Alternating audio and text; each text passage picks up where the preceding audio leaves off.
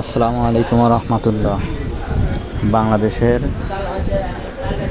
পাবনা জেলার ভাঙ্গুড়া উপজেলার দিল বাসার অবস্থিত একটি দারুণ এই বিলটি অসাধারণ, অনেক বড় বিল, দুই পাশে খালি পানি আর পানি, যেটা আপনাদের সবারই মন জুড়ে যাবে।